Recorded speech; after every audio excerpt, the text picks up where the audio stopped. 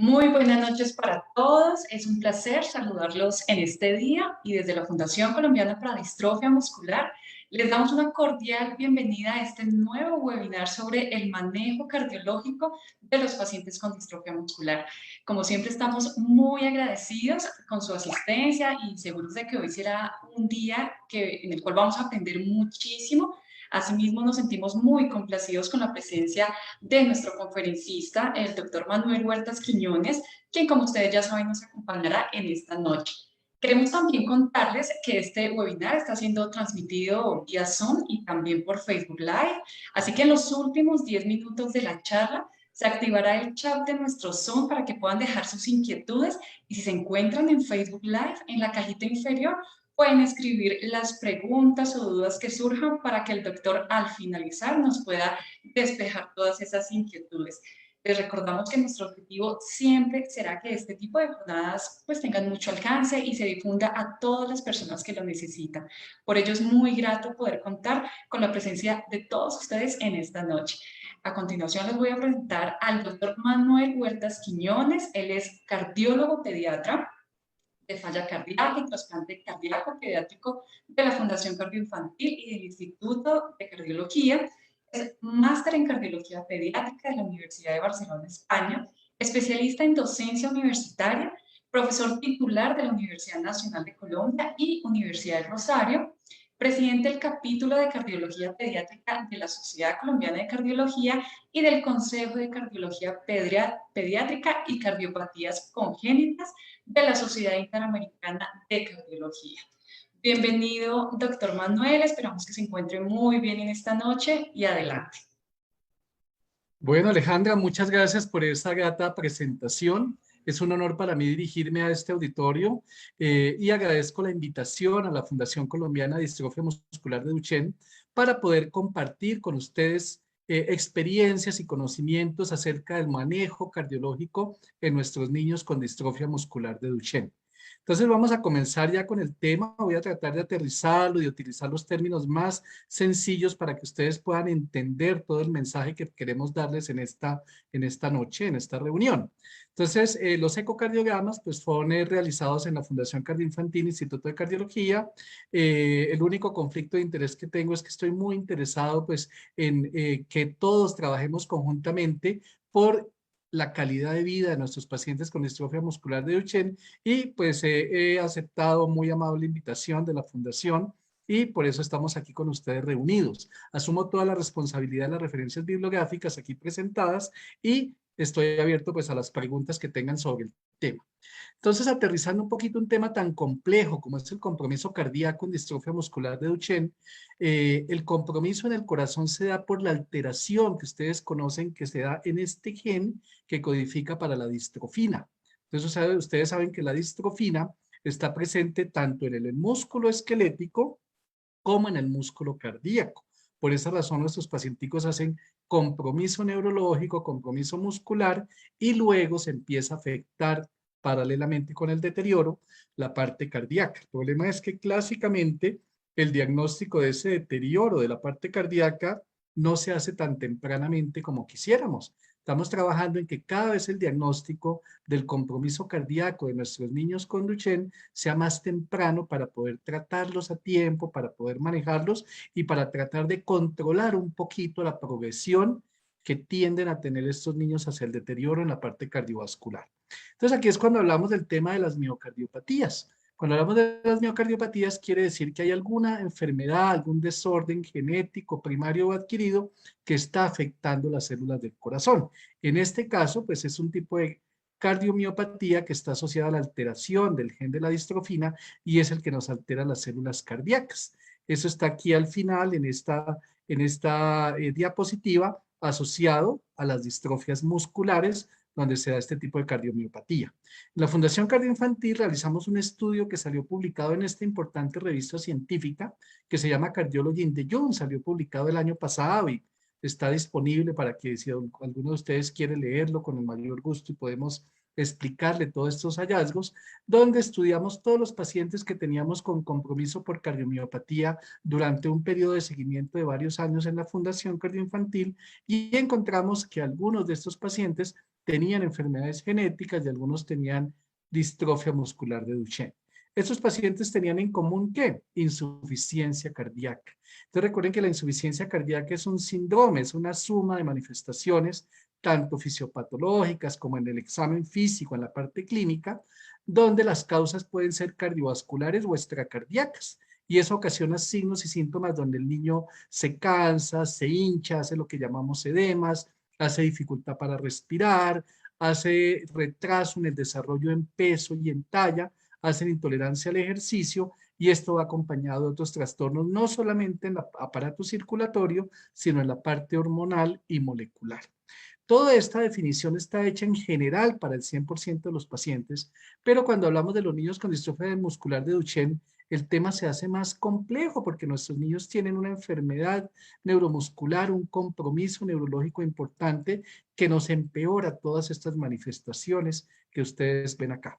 La fisiopatología es muy compleja y para no enredarlos con estos términos médicos tan complejos, simplemente resumir en que cuando el corazoncito está fallando, no está generando una buena función y una buena circulación al resto del organismo, se activan muchos mecanismos que tratan de compensar. Entonces se activa el riñón, se activa el hígado, hay sustancias que se convierten a nivel del pulmón, a nivel de los vasos sanguíneos y producen que las suprarrenales empiecen a generar sustancias que ayudan a retener sodio y agua y a eliminar potasio. Eso hace que estos niños tiendan a dematizarse, o sea, a hincharse y a retener líquido. Al tiempo con esto se activa el sistema nervioso simpático, entonces son niños que tienden a hacer taquicardia, a hacer frecuencias cardíacas elevadas y hacen 3 síndromes que los voy a explicar muy sencillamente. Uno es el síndrome de bajo volumen minuto, quiere decir que se produce una poca función del corazón, una mala circulación a todos los tejidos y entonces los niños empiezan a cansarse mucho más rápido, más fácil, los pulsos se vuelven débiles, algunos exámenes sanguíneos se alteran, luego viene la congestión venosa pulmonar y sistémica, o sea que la congestión venosa pulmonar tienden a retener líquido y a hacer lo que llamamos edema pulmonar, o sea que los pulmoncitos se congestionan mucho, se llenan más de líquido y en la congestión venosa sistémica sucede algo parecido, pero a nivel del resto de la circulación, donde se aumenta el tamaño del hígado, se aumenta el tamaño del vaso, empiezan a amanecer con los pies hinchaditos o la cara hinchada, porque hacen congestión y hacen retención de líquidos. Como ustedes ven, eso puede suceder en todas las edades, pero en los niños de Duchenne, pues no vamos a ver ese compromiso en niños tan pequeños como estos que ven acá, sino en pacientes como este de abajo a la derecha, de mayor edad, generalmente por encima de los 8 o 10 años de edad, y esto generalmente va paralelo con el deterioro neurológico.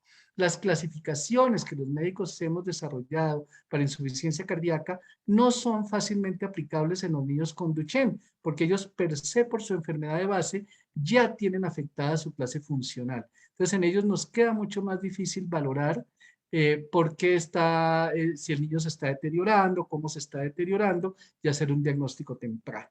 Entonces, ¿qué han hecho las sociedades científicas? Hay una asociación que es la AHA, la American Heart Association, y el Colegio Americano de Cardiología, que ya hace unos años, en un esfuerzo porque nosotros los médicos hagamos diagnóstico mejor y más temprano de la insuficiencia cardíaca, desarrollaron esta clasificación que habla de estadios. El estadio A, que es el más temprano, y aplicado al niño con distrofia muscular de Duchenne, es un paciente que tiene riesgo de desarrollar insuficiencia cardíaca, pero que en el momento en que lo estamos valorando, la función cardíaca es normal y no tiene cambios en las cavidades cardíacas. Entonces, es nuestro paciente o nuestro niño que le hicimos el diagnóstico de distrofia muscular de Duchenne, todavía es un niño pequeño, todavía no ha tenido tiempo de desarrollar afección cardíaca y por lo tanto tiene todo el riesgo de hacer el compromiso cardíaco, pero todavía no lo ha hecho. Ahí ya podemos hablar de un estadio A. Ya cuando este pacientico empieza a hacer cambios en el corazón, o sea que le hacemos un ecocardiograma y ya el corazón no se relaja adecuadamente o tiene una dilatación muy ligera, ¿sí?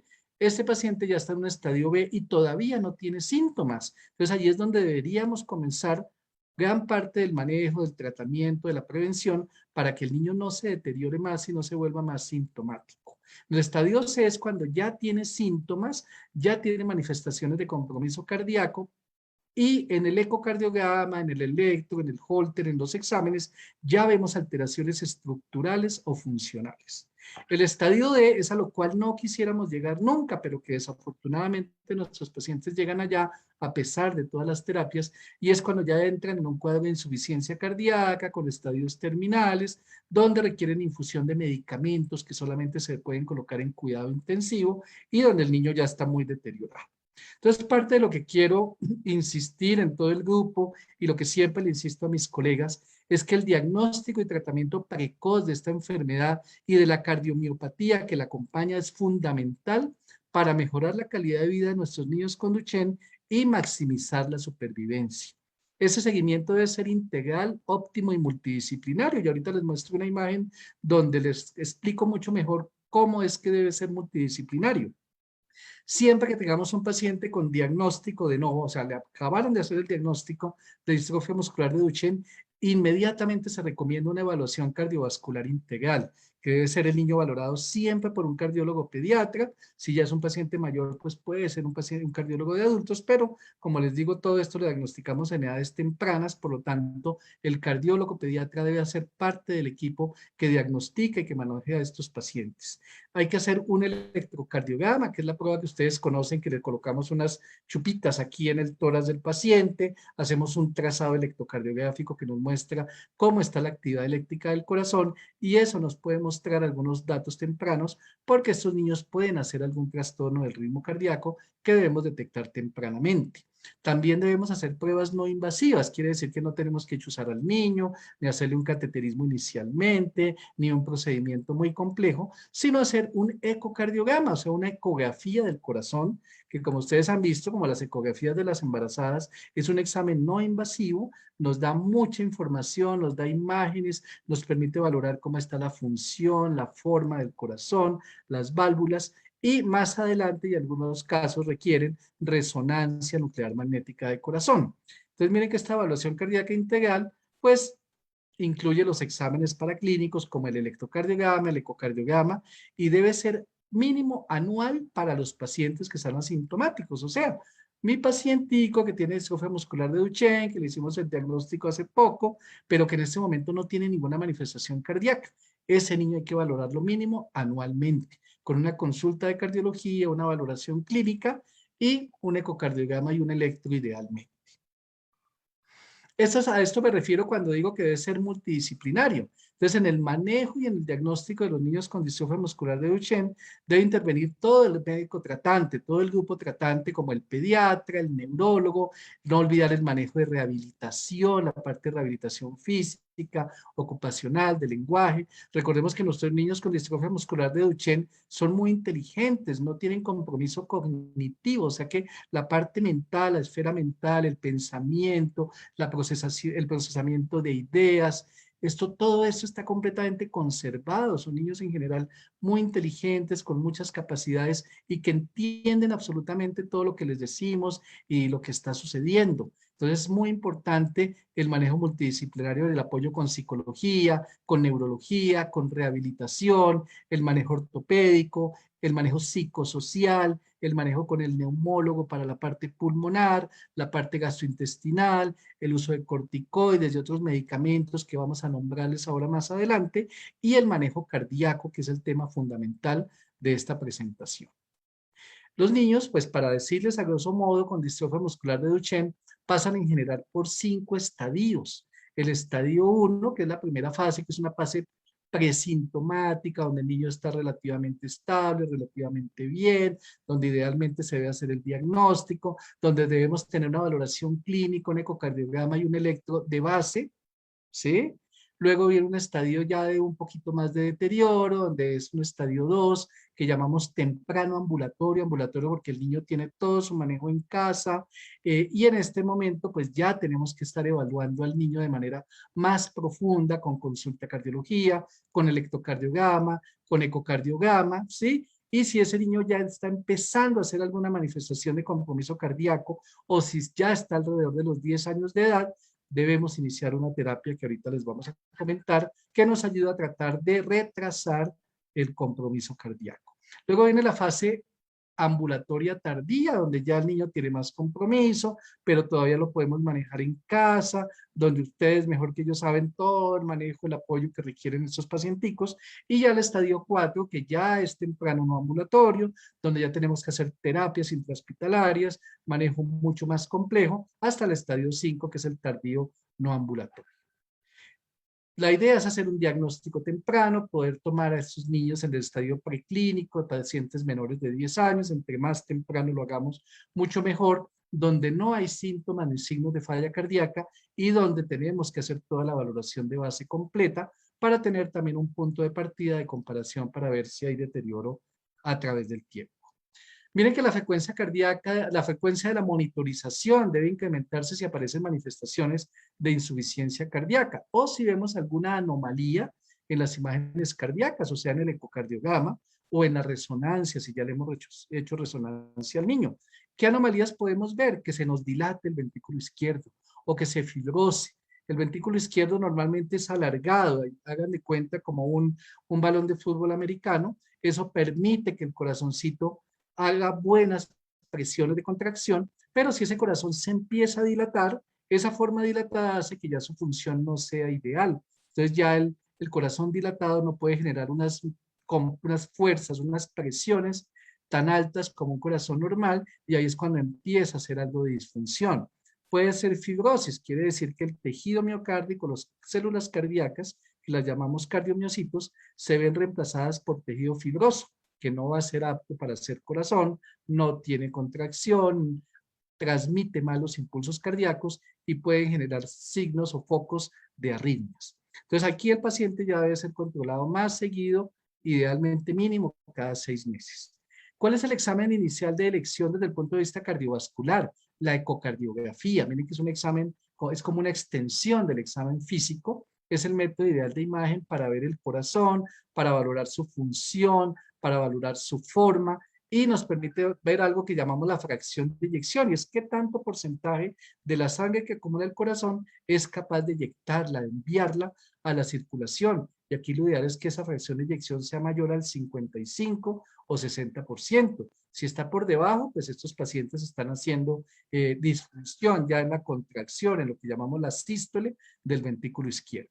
En pacientes mayores de 15 años la cosa se complica un poquito más en cuanto a la valoración, porque son niños que tienen más restricción en la caja torácica, algunos ya tienen un sobrepeso importante, la escoliosis limita mucho lo que llamamos la ventana acústica, o sea que ya la imagen por eco no está tan clara como quisiéramos, no se ve todo de manera cristalina como lo vemos en niños más pequeños, sino que a veces el aire, la mala ventana, hace que no se puedan observar bien todas las estructuras cardíacas como quisiéramos, y allí, pues si la ventana no es ideal, nos podemos ayudar también con la resonancia.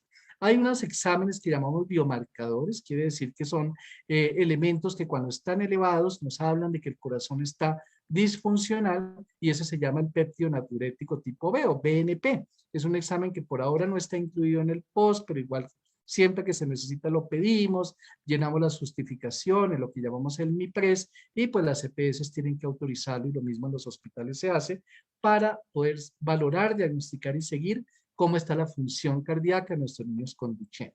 Hacemos muchos laboratorios, ustedes que han llevado a sus niños a la clínica, al hospital, a las consultas, ven que de cuando en cuando pues tenemos que hacerles un hemograma o cuadro hemático, unas enzimas cardíacas y una troponina, que son útiles porque son sustancias que nos hablan de daño miocárdico, que cuando están elevadas nos dicen, mire, aquí algo está pasando, el corazoncito ya se está empezando a afectar, o a pesar del tratamiento que le estamos dando, no está respondiendo. O por el contrario, mejoran los niveles de estas sustancias, y esto nos habla de una respuesta favorable al tratamiento. Los electrolitos nos referimos al sodio, al potasio, al calcio, al fósforo en la sangre. A ver, hacer exámenes de infección, si estamos sospechando infección, hay que vigilar la función renal, la función del hígado, y este BNP, que era el que les estaba contando, que nos sirve como marcador de cómo está la función o la disfunción del corazón en el niño con Duchenne.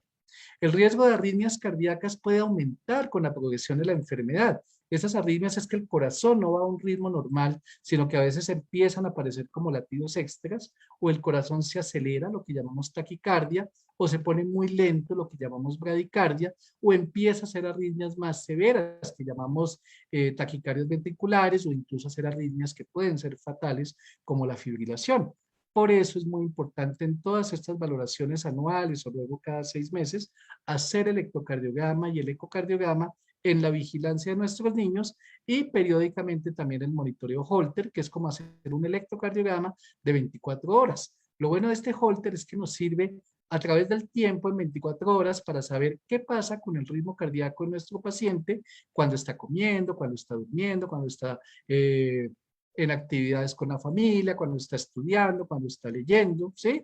Y eso nos orienta hacia qué está pasando con el ritmo cardíaco y si está haciendo trastornos del ritmo cardíaco que puedan ponerle en riesgo o que requieran un manejo mucho más agresivo. Recordar que las mujeres portadoras de esta enfermedad o de esta alteración genética también deben ser evaluadas periódicamente y requieren una evaluación cardiovascular integral, tener una valoración basal de referencia en la edad adulta que debe incluir idealmente la valoración clínica, el electrocardiograma, el ecocardiograma y además incluir una resonancia nuclear magnética de corazón. Y esas imágenes y estos controles repetidos hay que hacerlos mínimo cada 3 a 5 años para aquellas mujeres portadoras que son asintomáticas y que no tienen anomalías en las imágenes cardíacas. Si estas mujeres portadoras de la enfermedad desarrollan síntomas o tienen alteraciones en la resonancia, en el ecocardiograma, tenemos que ser mucho más acuciosos en la valoración y hacerlas con una mayor frecuencia, mínimo cada 6 meses o anual. Ese es un electrocardiograma, simplemente para mostrarles que pueden hacer muchas arritmias. Aquí esto que ustedes ven acá como tan desordenado, con estas ondas aquí como raras, es lo que llamamos una taquicardia ventricular. Es un riesgo de colapso, es un ritmo donde el paciente se puede descompensar, puede desmayarse, puede hacer mala circulación, terminar en urgencias o en cuidado intensivo, o incluso pues llegar a ser un deterioro mayor. Las radiografías de tórax nos ayudan mucho a nuestros niños con Duchenne para ver si aquí, por ejemplo, en estas flechitas que ven acá, estos contornos están aumentados de tamaño porque hay dilatación del corazón o hay signos de lo que llamamos hipertensión pulmonar, o sea que puede aumentar la presión de la sangre que va a los pulmones de estos niños, se puede dilatar el corazón tanto como en esta imagen de abajo a la derecha donde ven un corazón severamente dilatado. La ecocardiografía realmente es un método diagnóstico que a mí me encanta por excelencia. Como les decía, es un examen no invasivo, nos da muchísima información. Esto que les muestro son exámenes que hacemos para ver cómo está la función del paciente. Esta F es la fracción de eyección. Lo normal en un paciente sano o en una persona normal es tener más de 55-60% de fracción de eyección. Si yo tengo un niño con distrofia muscular de Duchenne que ya está haciendo compromiso cardíaco, pues su función cardíaca no es normal, va a estar inicialmente la fracción de eyección conservada, pero luego va a tender a deteriorarse y a hacer fracciones de eyección muy bajitas, tanto como este paciente que vienen acá que tiene 21% apenas de fracción de eyección, está muy comprometido. Ustedes que han visto de pronto a algún paciente que le hagan ecocardiograma o que a ustedes le hayan hecho algún eco alguna vez, cada vez obtenemos imágenes más claras, más entendibles. Aquí, por ejemplo, vemos el ventrículo izquierdo que se los estoy mostrando acá, que está dilatado. Y esto que ven en azul es un Y de lo que llamamos una insuficiencia de la válvula mitral, que es la válvula del lado izquierdo del corazón, que puede estar también disfuncionando en nuestros niños con Duchenne. Pueden hacer alteraciones en la función diastólica, o sea, en la relajación, en la sístole. Y miren, cada vez tenemos imágenes mucho más avanzadas. Eso que ustedes ven acá, que aparentemente se ve muy bonito en colores y todo, es lo que llamamos el strain. La representación de esto es que hay zonas, miren que algunas están en rojo, otras en azul claro, otras en azul oscuro. Eso nos está diciendo que todas las fibras del corazón no se están contrayendo con la misma intensidad, con la misma eficiencia. Eso nos permite diagnosticar zonas donde la contracción cardíaca y la función ya está empezando a alterarse por la alteración del gen de la distrofina. Entonces son exámenes muy útiles. El corazón en los pacientes con distrofia muscular de Duchenne se puede dilatar o se puede hipertrofiar, como en estos casos donde también se puede engrosar mucho la pared. Esta es la pared libre del ventrículo izquierdo, miren que está muy gruesa. esta es la pared del tabique que divide los dos ventrículos del corazón, y esto es como la luz, o sea, es como la sangre que está dentro del ventrículo. Miren que le quedó muy poquito espacio a esa sangre dentro del ventrículo porque las paredes están muy gruesas, hay un espesor muy aumentado y eso no va a permitir una buena circulación de la sangre. Son pacientes que pueden hacer otro tipo de compromiso cardíaco, donde está alterada la deformación del ventrículo. Cada vez tenemos técnicas más avanzadas con la ecocardiografía tridimensional, que no es pues necesaria ni imperativa en todos los pacientes, pero donde tenemos la tecnología, como en los grandes centros cardiovasculares, nos ayuda a mirar otras cosas. Y lo que llamábamos ahorita el strain también se puede hacer en la resonancia de corazón. Estos son estudios mucho más complejos, sofisticados de resonancia. No a todos los niños con Duchenne les hacemos resonancia, sobre todo por debajo de los 7 años. La mayoría pues no tienen resonancia. Ya por encima de los 7 o 10 años de edad, dependiendo del tipo de paciente, del compromiso cardíaco, de la calidad de los ecocardiogramas que hayamos podido hacer, podemos llegar a indicar una resonancia nuclear magnética de corazón para complementar la información que tenemos del corazón de nuestros niños. Unos muy pocos van a requerir cateterismo, sobre todo cuando tenemos dudas diagnósticas, cuando queremos evaluar cómo está la presión pulmonar de una manera más precisa, pero en la mayoría pues tratamos de no tener que intervenirlos tanto y no ponerlos en riesgo con procedimientos muy invasivos. O sea, hay muchos estudios en falla cardíaca, estudios en distrofia muscular de Duchenne, los exámenes como radiografía de tórax, electrocardiograma, ecocardiograma, la misma sustancia que les decía que se llama péptido natriurético, BNP, tienen bastante fuerza en la recomendación. La calidad de la evidencia es moderada, quisiéramos más calidad en la evidencia y eso se va a lograr a medida que tengamos más estudios en pacientes con falla cardíaca y con distrofia muscular de Duchenne. Entonces miren que cuando hacemos la clasificación por estadios que les decía al comienzo, si mi paciente con distrofia muscular de Duchenne está asintomático, pero ya encuentro alguna anomalía cardíaca en el ecocardiograma o en el electro, o el niño ya tiene 10 años de edad y pues con eso sabemos que ya se está gestando un compromiso cardíaco, ese paciente debe ser medicado con un medicamento que llamamos inhibidor de la enzima convertidora de angiotensina, que suena como una cosa muy compleja, pero que son medicamentos que son familiares para ustedes, algún tío, abuelo, familiar, hermano o alguno de ustedes de pronto ha requerido en algún momento captopril o enalapril. Entonces son medicamentos que son útiles en el manejo inicial de estos pacientes para ayudarle a disminuir un poco la carga de trabajo a ese corazón que está empezando a ser afectado. Ya cuando el paciente tiene un compromiso mayor, nos ayudamos con diuréticos, sustancias que nos ayudan a que el paciente no retenga líquidos, a que elimine esos líquidos que le están sobrando y además nos ayudan a que el remodelamiento, en lo que llamamos el remodelado del corazón, sea adecuado. Cuando uno habla de remodelación, ustedes piensan que es algo positivo, ¿no? Porque voy a remodelar mi casa, voy a remodelar mi apartamento. Pero cuando estamos hablando del corazón, aquí sí no es algo positivo. No queremos que el corazón se remodele, porque esa remodelación del corazón incluye que las células cardíacas son reemplazadas por células fibrosas que nos dañan la arquitectura del corazón y nos alteran la función. Entonces, aquí sí no queremos remodelación cardíaca. Entonces, algunos de estos medicamentos que ustedes ven acá nos ayudan a que no se dé esa mala remodelación del corazón. Ya cuando el paciente está en estadio D, desafortunadamente es un estadio muy tardío, son pacientes que requieren manejo en cuidado intensivo, donde además de la ventilación mecánica van a requerir soporte con medicamentos endovenosos, medicamentos muy potentes que solo se pueden colocar en la unidad de cuidado intensivo por catéteres centrales, y aquí ya obviamente ya se complica muchísimo la vida del paciente y obviamente de sus cuidadores y de su equipo tratante.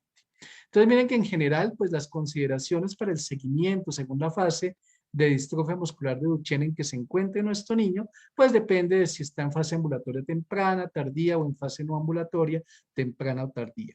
En cuanto al seguimiento cardíaco, lo que les decía, clave la valoración clínica, el electrocardiograma, el ecocardiograma, al momento del diagnóstico y luego anual mientras el niño esté muy bien de la parte cardiovascular, pero cuando ya está sintomático nos toca monitorizarlo mínimo cada 3 a 6 meses. O sea que el seguimiento es muy estricto. Lo otro que ustedes ya conocen del manejo ortopédico, la parte de la salud ósea, del calcio, la vitamina D, la parte nutricional, que es sumamente importante, y el seguimiento psicológico. Entonces, como ven, el manejo en estos niños con distrofia muscular de Duchenne debe ser integral, siempre basado en lo que nosotros llamamos la fisiopatología, o sea, la causa, la enfermedad que la conocemos muy bien, que es la distrofia muscular de Duchenne, la alteración genética que ocasiona manifestaciones en el músculo cardíaco y en el músculo esquelético, y lo que llamamos el estado hemodinámico, o sea, cómo está la frecuencia cardíaca de nuestro niño, cómo está la tensión arterial, cómo está la circulación, cómo están los pulsos. El manejo debe ser multidisciplinario porque todo el equipo es muy importante, no solo el neurólogo y el cardiólogo, sino psicología, nutrición, trabajo social, la parte de gastroenterología, la parte de genética, la parte de consejería genética, todos son muy importantes, enfermería, terapias, y obviamente que debemos racionalizar muchas cosas. Si el niño está ya haciendo falla cardíaca, está reteniendo líquidos, tenemos que disminuir y racionalizar el manejo de los líquidos, el aporte, mirar que no se nos altere el sodio, el potasio, el calcio en nuestros pacienticos, que tengan un adecuado acompañamiento y manejo nutricional, que si el paciente tiene riesgo de hacer gastritis, le demos medicación para la protección gástrica. El uso de los corticoides y algunos medicamentos como el Ataluren, que solamente está indicado en algunos casos muy específicos y no sirven para todos, y esto pues saben mucho más los genetistas y las personas que están más al frente, los neurólogos al frente del manejo de este tipo de medicamentos tan importantes. El uso de diuréticos y en la parte cardiovascular, los IECA, como les decía, el captopril, el enalapril, los betabloqueadores como el metoprolol, son medicamentos que deben ser indicados por el cardiólogo debe hacer el seguimiento de estos medicamentos, es quien lo debe formular y quien debe guiar la terapia, pero que se debe hacer en el manejo adecuado. Por eso estamos haciendo también campañas de capacitación para que todos los médicos y los cardiólogos se familiaricen con este tema y con el momento indicado de iniciar la medicación. Eso es básicamente repetir un resumen de lo que ya dijimos, el manejo de los corticoides. Ustedes saben que algunos de nuestros pacientes están con prednisona, otros están con deflazacor, otros están con medicamentos de un rango más alto porque tienen una alteración específica que hace que la indicación de otros medicamentos sea clara, como el Ataluren. Y en la parte cardiovascular, como les digo, se recomienda el inicio de enalapril o captopril, que es lo que llamamos inhibidor de la enzima convertidora de angiotensina, para niños con distrofia muscular de Duchenne, comenzando a los 10 años de edad o antes según evolución. ¿Qué quiere decir? Que si el niño antes presenta manifestaciones cardíacas, antes de los 10 años, o ya le hago un ecocardiograma y está empezando a hacer disfunción del corazón o del ventrículo izquierdo, no tengo que esperarme hasta que el niño tenga 10 años para iniciar este medicamento. Debo iniciarlo antes y tenemos varios pacientes de menor edad que ya están con medicación para tratar de retrasar la progresión de la enfermedad cardíaca en distrofia muscular de Duchenne.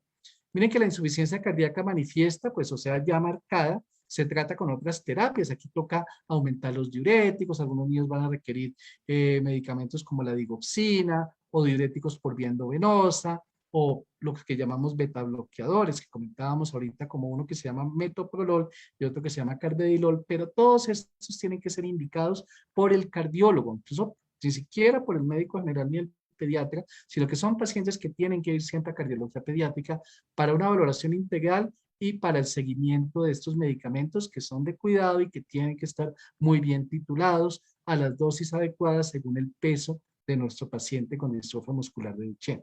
Hay otros que llamamos mineralocorticoides, que son medicamentos que nos ayudan también a atenuar esa disminución de la función sistólica del ventrículo izquierdo, o sea, la contracción del ventrículo izquierdo, y que siempre tienen que ser indicados, obviamente, por el cardiólogo pediatra. El enfoque terapéutico de la falla cardíaca en nuestros niños con distrofia muscular de Duchenne no es tan fácil. Entonces hay que mirar si el niño tiene congestión, o sea, si tiene los pulmoncitos congestionados, si tiende a retener líquidos, si hace edemas, si el abdomen se le está hinchando porque está reteniendo líquido en el abdomen, que es lo que llamamos ascitis, ¿sí? Y si tiene signos de bajo gasto, o sea, de baja circulación.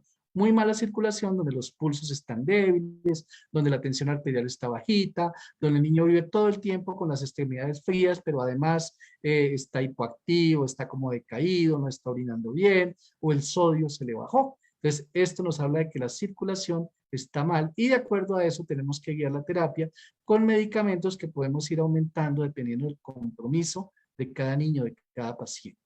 Esto es básicamente una tabla donde está el manejo médico, esto es más como para el personal médico y de salud. Estas son las dosis que recomendamos para los médicos en cuanto a carvedilol, metoprolol, captopril o enalapril, la furosemida, la espironolactona, y como les digo, todo debe ser guiado por el médico, por el cardiólogo, y nunca automedicar a nuestros niños, porque puede ser sumamente grave y de riesgo.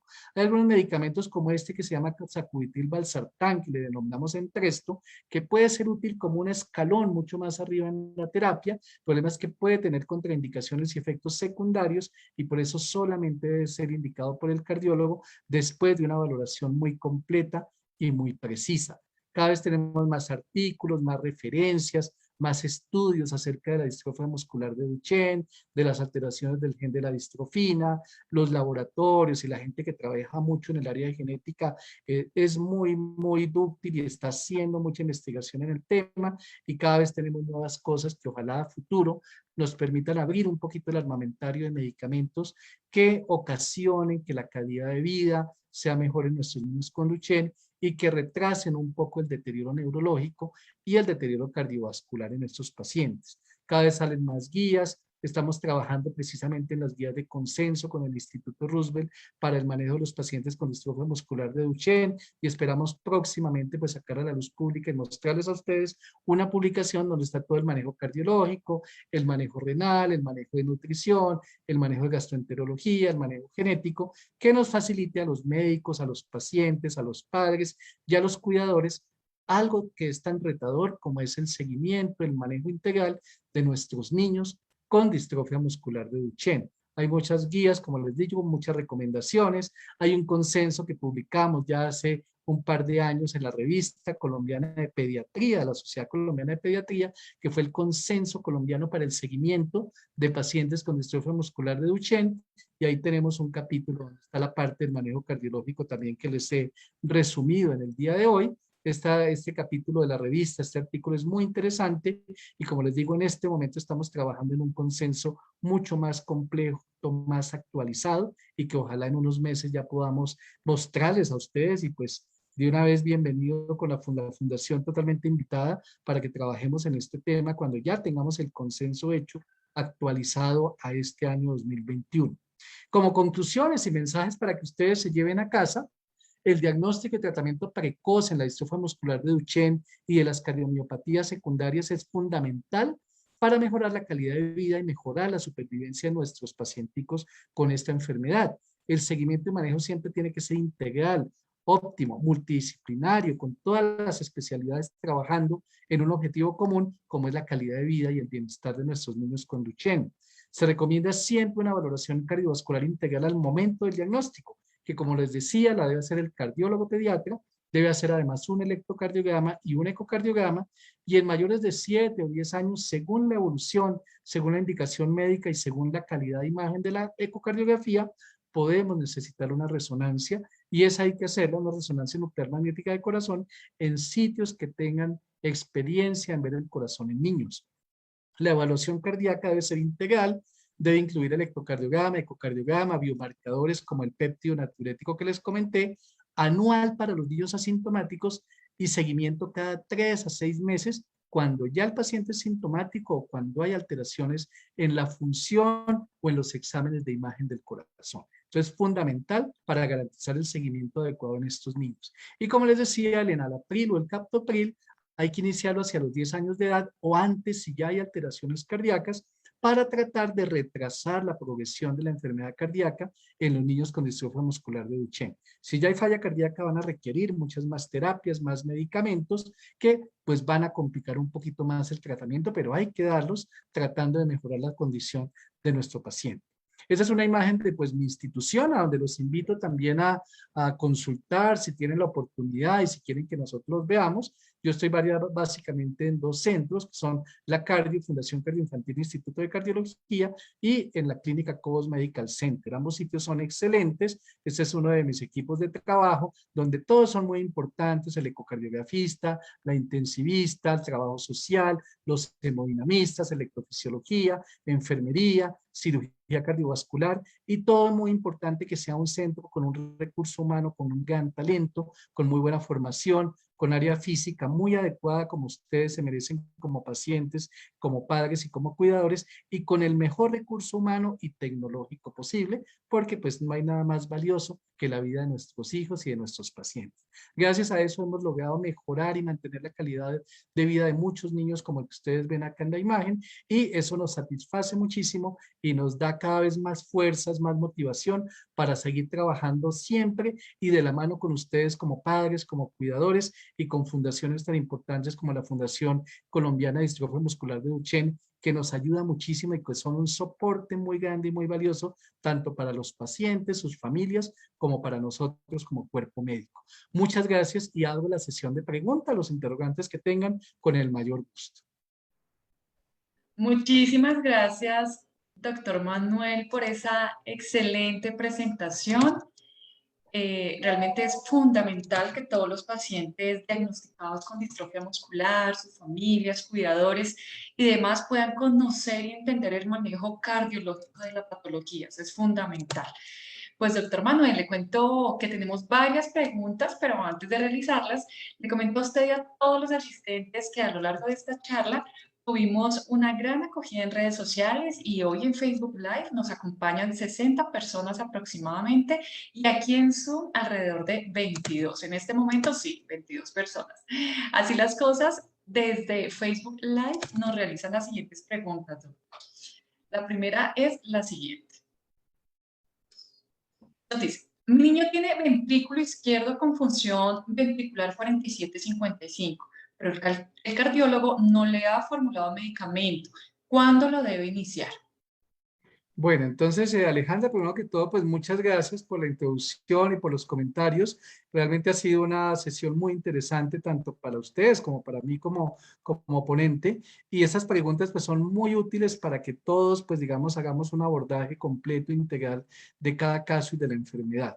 En este caso del pacientico con distrofia muscular de Duchenne, donde ya la función está alterada, donde está disminuida, si ya están estos rangos de valores que acabas de comentar, ya deberíamos iniciar una terapia con medicamentos, ¿sí? Entonces la recomendación que yo te haría sería que pues consultar nuevamente con su cardiólogo pediatra. En general en Colombia tenemos un muy buen grupo de profesionales, de cardiólogos pediatras, que están capacitados en general pues para atender todos estos casos, y ya si la fracción de eyección está por debajo del 55%, o si hay cambios estructurales, como decía en la charla, está indicado el manejo con medicamentos. Incluso si el paciente ya tiene 10 años o más, así tenga una función aparentemente normal, estamos autorizados para iniciar en enalapril, obviamente con la formulación del médico, con el seguimiento del médico tratante, para tratar de retrasar el deterioro del compromiso cardíaco, de la función cardíaca. Entonces mi recomendación sería que consultaras nuevamente al cardiólogo, si es tu cardiólogo de confianza,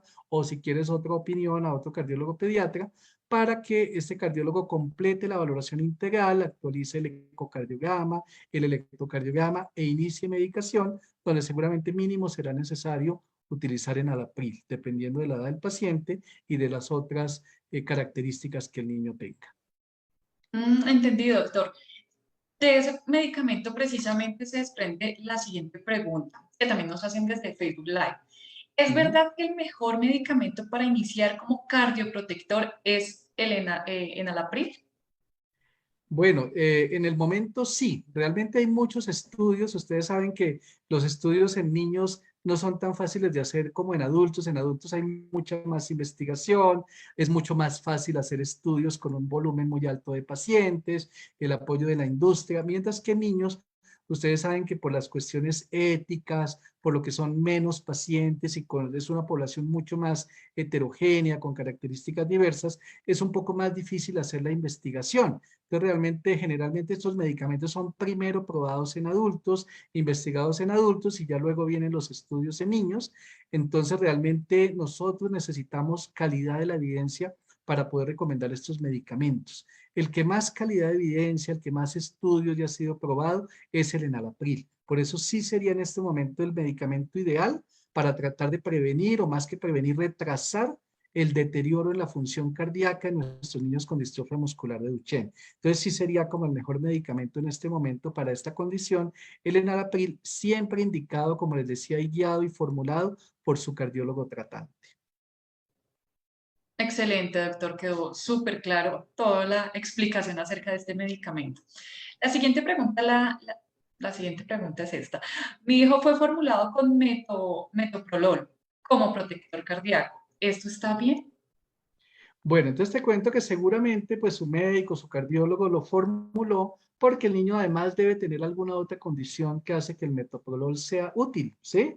El metoprolol es un muy buen medicamento en cuanto a que ayuda a que si el corazoncito ya no se está relajando bien, si el ventrículo izquierdo ya no tiene un poder de relajación normal, el metoprolol ayuda a que se relaje un poco mejor, efecto que no tiene el enalapril, ¿sí?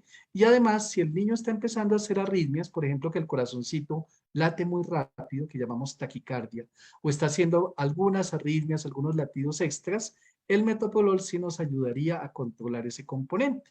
Entonces, como les decía, siempre el manejo debe ser individualizado, ¿sí? Entonces, algún pequeño porcentaje de pacientes va a requerir metoprolol como en este caso, y seguramente si su médico lo indicó, es porque tiene alguna alteración en la relajación del ventrículo izquierdo o porque tiene algún riesgo mayor de arritmias cardíacas.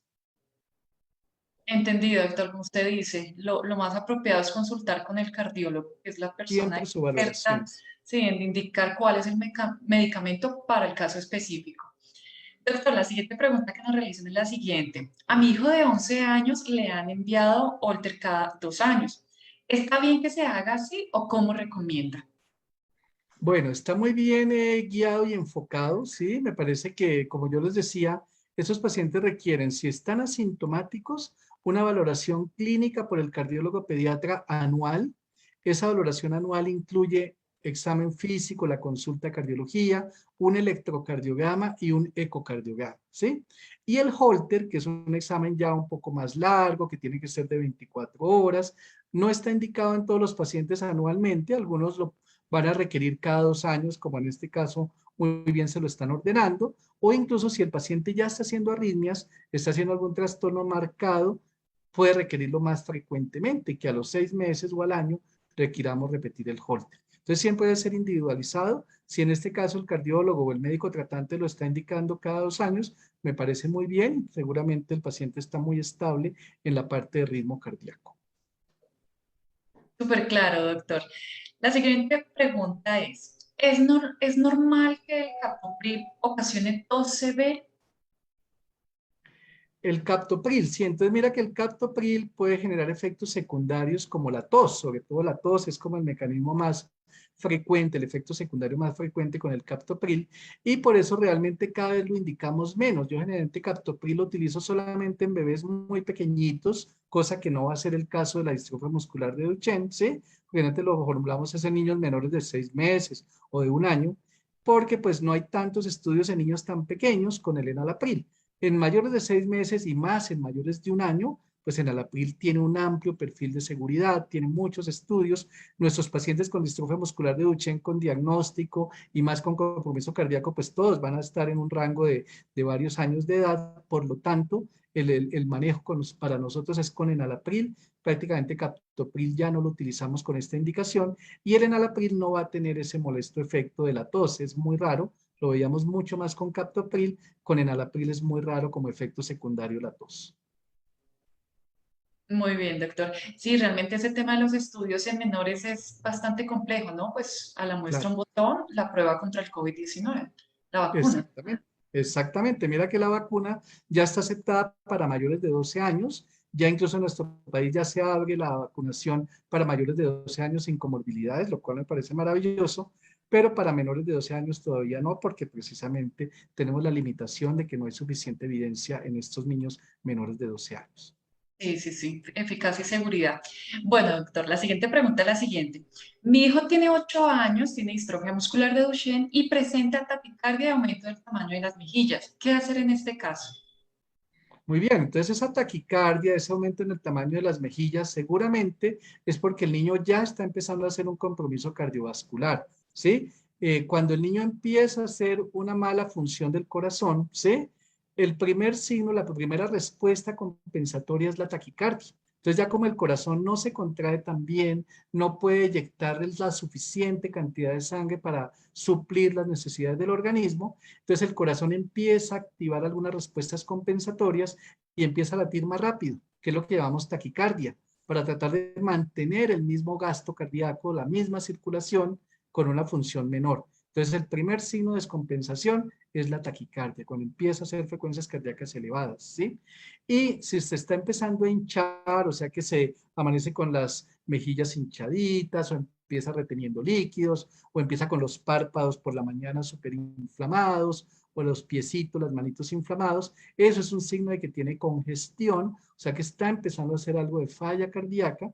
Recuerden que la falla cardíaca suena como algo gravísimo, como algo terrible, pero es que tenemos diversos grados de falla cardíaca. Hay una falla cardíaca en fase inicial que es totalmente manejable, totalmente tratable, controlable, que sería el estadio de este ejemplo que están colocando en la pregunta. Entonces yo la recomendación que haría es que pidas una cita prioritaria con el cardiólogo, por favor, con cardiología pediátrica.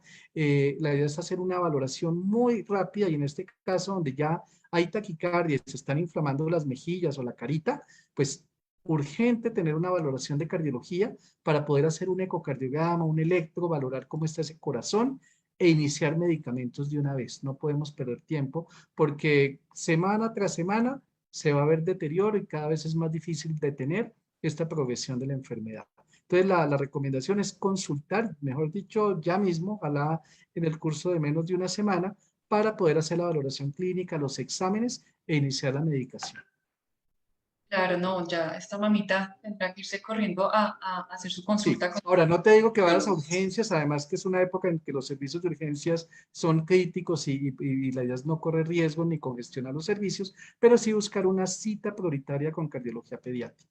Si no la logras o no es posible por cuestiones administrativas, inicialmente con su pediatra y con su pediatra guiar luego la consulta al cardiólogo. Claro, se puede decir que es un signo de alarma y que Un hay que signo de alarma darle para mucha atención. consultar tempranamente. Claro. Doctor, tengo otras preguntas porque le cuento que tenemos muchas personas desde Facebook Live. Yo hace un momento dije 60, pero no, doctor. Tenemos 142 personas conectadas. Excelente. Es excelente porque digamos que este tema es muy importante para nuestros pacientes, para sus familias. No, y realmente todas sus recomendaciones han sido muy claras. Bueno, seguimos con las preguntas. ¿En qué consiste el ecocardiograma transesofágico y en qué caso se recomienda? Bueno, muy buena pregunta. Entonces, Transesofágico. sí, muy buena pregunta. Todo lo que les comenté y las imágenes que les mostré son de ecocardiograma transtorácico, ¿sí? Que es la ecografía del corazón que hacemos a través del tórax, a través del pecho, sin necesidad de colocar una sonda interna, ¿sí? Y lo hacemos en la mayoría de los pacientes, el ecocardiograma transtorácico, ¿sí? El transesofágico se requiere en algunos casos puntuales, no en todos, ¿sí? Entonces se indica, por ejemplo, en pacientes que tienen una mala ventana, lo que yo les explicaba, de que niños mayores de 15 años o niños muy gorditos o niños muy comprometidos con la enfermedad, la imagen por ecocardiograma transtorácico puede no ser ideal, puede no ser tan buena. Entonces, si yo me quedo con la duda, pues no puedo hacerlo, tengo que profundizar en el abordaje diagnóstico, entonces tengo dos opciones o hacer un ecocardiograma transesofágico, que es el de la pregunta. Entonces, en ese caso, lo que hacemos es colocar una sonda a través de la boca, pasa a través del esófago, son sondas cada vez más delgadas y llegamos a cierto nivel del esófago donde desde ahí ya podemos lanzar el haz de ultrasonido que nos da la ecocardiografía para ver el corazón, para ver las válvulas, para ver la aorta y desde allí, desde el esófago, estamos cerquitica, estamos justo detrás del corazón, no hay mayor tejido que se interponga y que nos altere la imagen, entonces las imágenes son muy buenas, muy bonitas, muy claras. Lo aburridor es tener que pasar pues la sonda por el esófago de nuestro paciente. Eso es como lo harto pues, del examen, pero es un examen muy preciso, muy eficiente, nos permite ver muy bien el corazón y las válvulas, ¿sí?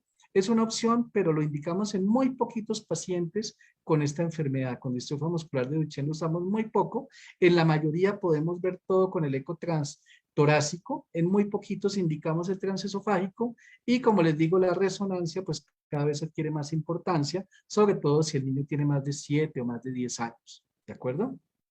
Perfecto, doctor. Muy pedagógico. como su hoja de vida, todo un pedagogo. Gracias. Doc- Doctor Manuel, le cuento que no solamente nos están viendo aquí en Colombia, sino que nos escriben desde México a través de Facebook Live y nos preguntan.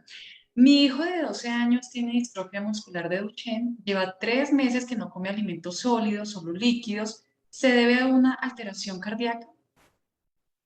Yo pienso que pues se debe a todo el conjunto que implica la distrofia muscular de Duchenne, porque como ustedes saben, el compromiso neuromuscular cada vez es más marcado. Esto va de la mano con alteraciones gástricas, con alteraciones hepáticas, problemas gastrointestinales, la parte cardíaca, y seguramente el corazón sí en algo tiene que ver con esto. Entonces, si el niño ya está empezando a hacer dilatación o engrosamiento del corazón, si está haciendo disminución en la función cardíaca, eso repercute en todos los niveles, incluido la parte nutricional, la parte de apetito, la parte misma de cómo es, si el niño está deprimido o está contento y está alegre, ¿sí? Entonces, en general, cuando ya hay un compromiso cardíaco importante, todo se empieza a deprimir desafortunadamente.